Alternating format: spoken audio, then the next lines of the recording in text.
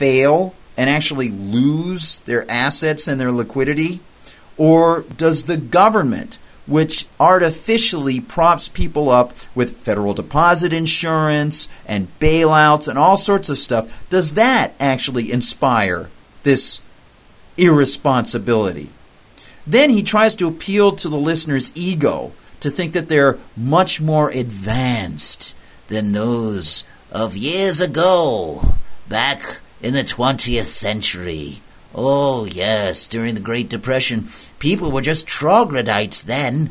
Oh, they were so stupid. And you see, all this technology makes economics completely different. It's a magical world now, and we have to have new rules because this magical land in which we live is run by sorcery and fast-moving data, and therefore we've got to change everything. Oh, really? That's interesting because with faster-moving data, Barack, the customers can check up on things even more quickly. And you're making it more difficult for them to do so because you're putting all the checkups in the hand of the government, and you calcify people's own interest in checking into things. And, of course, we'll talk a little more about that inspiration of incredibly higher risk taken on the private sector when they think that the government's going to bail them out. Yes, let's see. He says, security schemes built on a pile of sand. He says people got loans without being adequately informed, i.e., they were defrauded, they weren't told of things. Why is it not their responsibility to look into what they're buying? Is that a problem? I don't know. Then if you don't look into it and you make a mistake, it's your mistake. It's not my mistake, isn't it, Barack? Yeah. It's funny because you're bailing all these people out. Oh, we'll get to that too.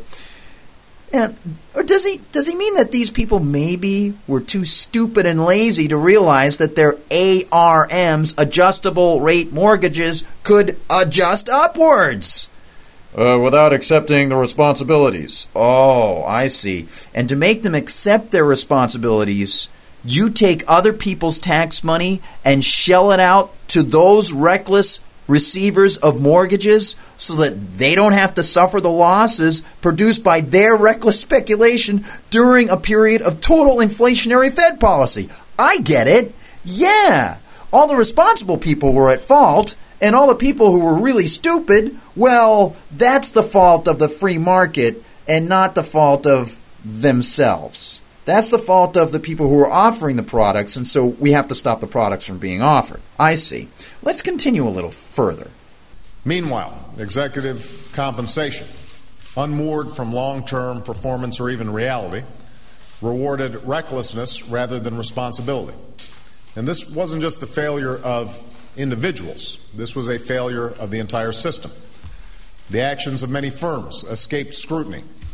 In some cases, the dealings of these institutions were so complex and opaque that few inside or outside these companies understood what was happening. Where there were gaps in the rules, regulators lacked the authority to take action. Where there were overlaps, regulators lacked accountability for their inaction. An absence of oversight engendered systematic and systemic abuse. Okay, now, first he talks about executive compensation. Let's see. The executives who were going to go bankrupt and have to liquidate holdings, i.e. suffer the consequences, what happened to them? Oh, that's right. You, Barack Obama, and Bush, and the Democrats, and most of the Republicans bailed them out. Wow, what a shocker. Oh, and then we've got Obama. He wants you to think that this happened because of a lack of regulation. But you know, it's interesting. In Canada, where they have fewer regulations, they didn't see the same kind of meltdown. I wonder if there was another reason. Maybe things that free market guys have been talking about. Oh, also, the regulations already existed on all the core industries that failed, including the extension of credit for so-called asset-backed securities. You know, the ones that weren't really based on any assets at all, but were based on the debt for the mortgages, for the adjustable rate mortgages that people got when the rates were really low because the Fed lowered the rates down near zero and people thought, oh, this is a great opportunity. And so the Fed inspired all this nonsense. Oh, yeah. Well, anyway, let's just go back to these asset-backed securities. There was regulation on those, in which some of the insurance companies had been invested. Remember that? And now they want to regulate the insurance companies. Well, that's funny because they already regulated the securities that failed that the insurance companies had bought. So, I don't know. Then maybe more regulation is going to... Oh, that's right. The regulation didn't stop these securities from being worthless. That's funny. Oh, in fact, the federal government inspired the securities to be worthless because Fannie Mae and Freddie Mac bought up most of them. That's right. They had like 80% of the market. That's crazy because they wanted to have the home ownership society. Remember that? Bush was pushing all that stuff, and Clinton had all that sort of thing going too. Now, let's see. Just as with bogus food and product safety bureaus that can't protect the consumers as well as the consumers can protect themselves or voluntarily pay private market participants like magazines and websites to do so, the federal agencies charged with so-called oversight of all the securities people were buying, they didn't stop the bogus so-called asset, really debt-backed securities from suckering people. In fact, with the involvement of the FDIC, Fannie Mae and Freddie Mac, and the Community Reinvestment Act, the financial world was encouraged. It was encouraged to invest, even as they thought they were operating in a regulated, i.e. protected, and federally insured sphere. Here's a question. Would you walk on a tightrope for $1,000 or $10,000 without a net?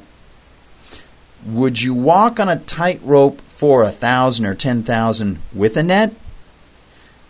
What if the net were provided by a bureaucrat who got paid whether you wanted him paid or not, and who never knew you, and who didn't really bother checking the safety of the net, and would actually get paid more stolen tax money from people if you fell and broke through the net? Yeah. Well, would you go on that then? Or how about if the net provider were a for-profit net provider who'd go out of business if you fell and got hurt? In which scenario would you feel safer walking for $1,000 or $10,000? I'm just wondering, because we're talking about irresponsibility, aren't we, Barack? Okay, let me get through this fast. Before we go on with this Royal Highness speech by President Obama, I want to read to you an entire piece by our friend Tom DiLorenzo, one of the great free market economists out there. This is something that was posted at the LouRockwell.com website. It's LouRockwell.com, and we posted a link to it at the Liberty Conspiracy website. Okay, here we go. All right. It's entitled, Who Will Regulate the Regulators? By some guy named Thomas DiLorenzo, or something like that. Some guy. Anyway, this Thomas DiLorenzo guy says, in government, failure is success. That's what I call DiLorenzo's first law of government. When the welfare state bureaucracy fails to reduce poverty, it is rewarded with more tax dollars and more responsibilities. When the government schools fail to educate children, they're rewarded with more tax dollars and more power to meddle in education. When NASA blows up the space shuttle, it is rewarded with a large budget increase, unlike a private airline, which would likely go bankrupt. And when the Fed causes the worst depression since the Great Depression, it is rewarded with a vast expansion of its powers. DiLorenzo's second law of government is that politicians will never assume responsibility for any of the problems that they cause. No one in society is more irresponsible than politicians, especially ones like President Obama, who blamed today's economic crisis on an alleged lack of responsibility in the private sector. They will always blame capitalism for our economic problems, even when capitalism is not even the economic system that we live under.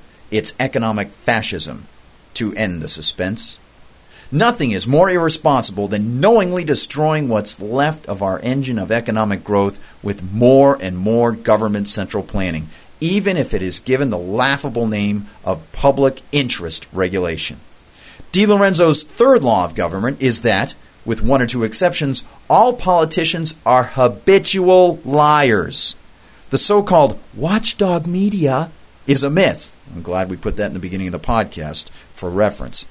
For pointing out the lies of politicians is the best way to end one's career as a prominent journalist. Do this, and your sources of governmental information will be shut off. Today's biggest government lie is that financial markets are unregulated and in dire need of more direction, regulation, control, and in some cases, nationalization by the Fed or by a new super regulatory authority. This is all a lie because, according to one of the Fed's own publications, the Federal Reserve System Purposes and Functions booklet, the Fed already has, quote, supervisory and regulatory authority over, get ready folks, bank holding companies, state chartered banks, foreign branches of